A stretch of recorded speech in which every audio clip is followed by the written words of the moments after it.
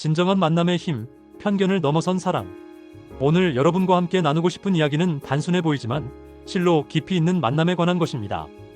이 이야기는 우리가 살아가면서 만나는 모든 관계에서 적용할 수 있는 삶의 지혜가 담겨 있습니다.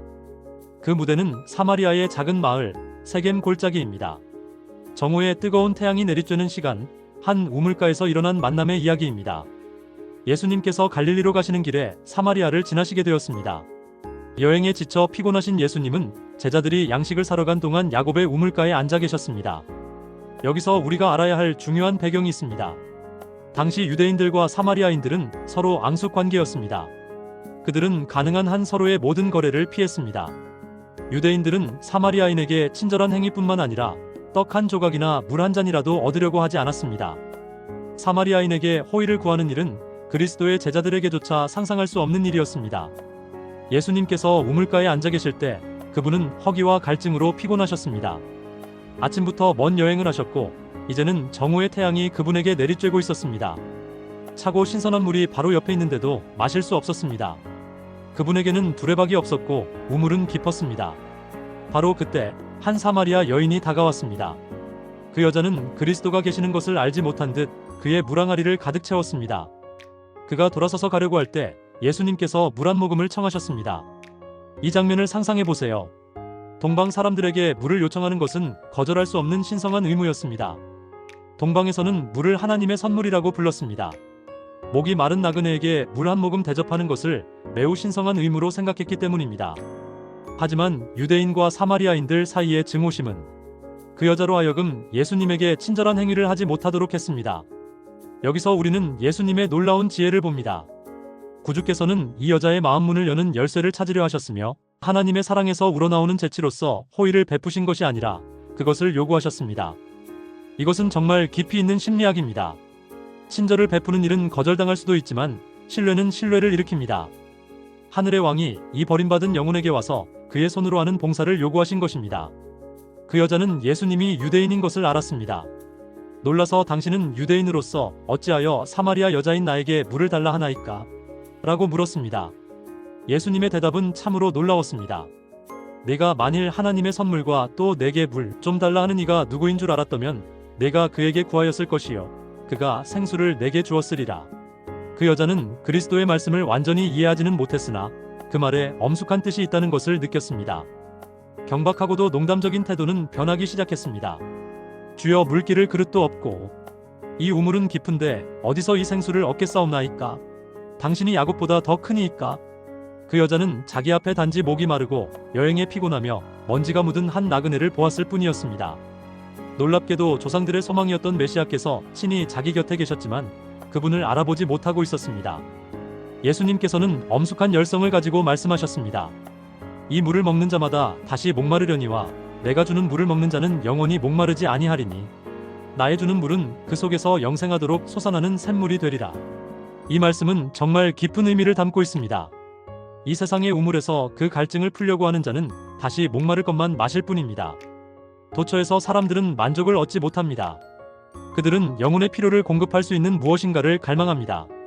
오직 한 분만이 그 필요를 채우실 수 있습니다.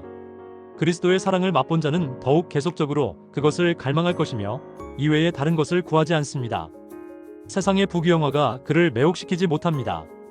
모든 인간적인 지혜와 의뢰는 실패할 것이지만 우리의 구속주께서는 다함이 없는 샘물이 되십니다. 그 여자는 주여 이런 물을 내게 주사 목마르지도 않고 또 여기 물 길러 오지도 않게 하옵소서라고 말했습니다. 이제 예수님께서는 갑자기 화제를 바꾸셨습니다. 예수님께서 주시기를 열망하던 선물을 이 영혼이 받을 수 있기 전에 먼저 그 여자에게 자기의 죄와 자기의 구주를 깨닫게 하지 않으면 안 되었습니다. 가서 내 남편을 불러오라. 그 여자는 나는 남편이 없나이다라고 대답했습니다. 그러나 구주께서 계속해서 네가 남편이 없다 하는 말이 옳도다. 내가 남편 5이 있었으나 지금 있는 자는 내 남편이 아니니 내 말이 참되도다고 말씀하셨습니다. 듣고 있던 여자는 떨었습니다. 지금 신비한 손이 그 여자가 살아온 역사의 페이지들을 넘기면서 그 여자가 영원히 숨겨두기를 바라던 사실을 눈앞에 전개시키고 있었습니다. 그 빛 속에서 양심은 눈을 떴습니다. 그 여자는 부인할 수가 없었지만 반갑지 않은 이 문제를 피하려고 했습니다. 주여 내가 보니 선지자로소이다라고 말하며 종교적인 논쟁 주제로 화제를 돌렸습니다. 우리 조상들은 이 산에서 예배하였는데 당신들의 말은 예배할 곳이 예루살렘에 있다 하더이다. 예수님께서는 참을성 있게 허용하시며 말씀하셨습니다. 여자여, 내 말을 믿으라. 이 산에서도 말고 예루살렘에서도 말고 너희가 아버지께 예배할 때가 이르리라. 그리고 이어서 아버지께 참으로 예배하는 자들은 신령과 진정으로 예배할 때가 오나니 곧 이때라. 하나님은 영이시니 예배하는 자가 신령과 진정으로 예배할지니라. 이 말씀에는 깊은 진리가 담겨 있습니다. 거룩한 산이나 성전을 찾음으로 사람들이 하늘과 교통하게 되는 것은 아닙니다. 종교는 외형적인 형식과 의식에 한정되어서는 안 됩니다. 우리는 하나님을 올바로 섬기기 위해 성령으로 거듭나야만 합니다. 그 여자는 예수님과 이야기할 때 그의 말씀에 감동을 받았습니다. 자기 생활의 과거가 자기 앞에 펼쳐졌을 때 그 여자는 자신의 큰 부족을 깨닫게 되었습니다. 예수님께서는 자기가 그 여자의 생애의 비밀을 통찰하셨다는 것을 그녀에게 확신시키셨습니다. 그럼에도 불구하고 그 여자는 예수님이 자기를 불쌍히 여기고 사랑해주는 친구라고 느꼈습니다. 예수님의 임재하심의 순결이 그녀의 죄를 정죄했으나 그분은 책망은 한마디도 하지 않으시고 영혼을 소생시킬 수 있는 당신의 은혜에 대해 말씀하셨습니다. 혹시 이분이 오랫동안 기다려오던 메시아가 아니실까 하는 의문이 그 여자의 마음속에 일어났습니다. 메시아 곧 그리스도라는 이가 오실 줄을 내가 아노니 그가 오시면 모든 것을 우리에게 고하시리이다. 예수님께서 대답하셨습니다. 내게 말하는 내가 그로라. 이 말을 듣고 그 여인의 마음속에는 믿음이 솟아올랐습니다.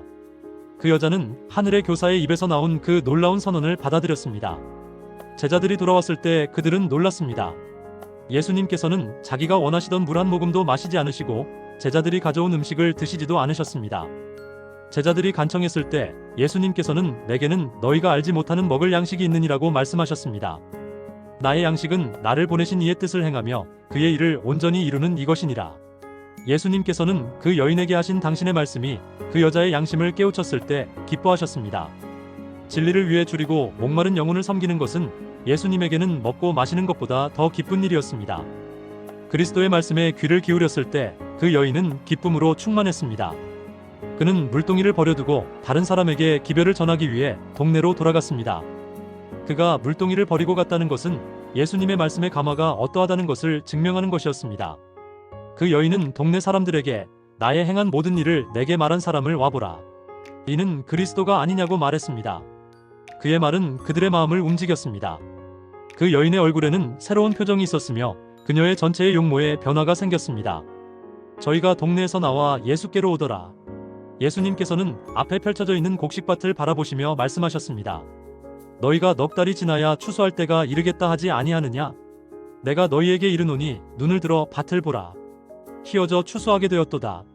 사마리아인들이 와서 예수님의 말씀을 듣고 그를 믿었습니다.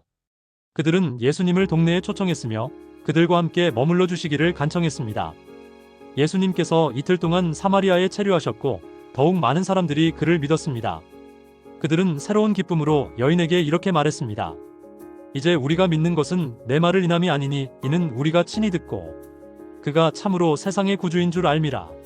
예수님께서는 유대 사람과 이방 사람 사이에 가로막힌 담을 허시고 세상에 구원을 전파하기 시작하셨습니다. 예수님은 유대인이었지만 사마리아인들과 자유로이 섞이셔서 바리새인의 관습을 무시하셨습니다. 예수님께서는 그들의 편견에 상관없이 멸시받는 백성들의 친절을 받아들이셨습니다. 사마리아 여자는 구주를 발견하자마자 다른 사람들을 예수님 앞으로 이끌고 나왔습니다. 그 여자는 자신이 예수님의 제자들보다 더욱 능률적인 선교사임을 증명했습니다. 그 여자는 그 빛을 즉시로 자기 불황민들에게 전했습니다. 이 여인은 그리스도 안에서의 실천적 믿음의 활동을 대표합니다. 모든 참된 제자는 하나님의 나라의 선교사로서 태어납니다. 생수를 마시는 자는 생명의 샘물이 됩니다. 받는 자는 주는 자가 됩니다. 오늘날 우리가 살아가는 세상에서도 이와 같은 일들이 일어나고 있습니다. 우리 주변에는 수많은 편견과 차별이 존재합니다. 하지만 이 사마리아 여인과의 만남은 우리에게 완전히 다른 관점을 제시합니다. 진정한 사랑은 모든 장벽을 넘어섭니다. 진정한 만남은 상대방의 배경이나 과거보다는 그 사람의 현재와 미래에 집중합니다. 예수님께서 그 여인에게 보여주신 것은 바로 이런 사랑의 모습이었습니다.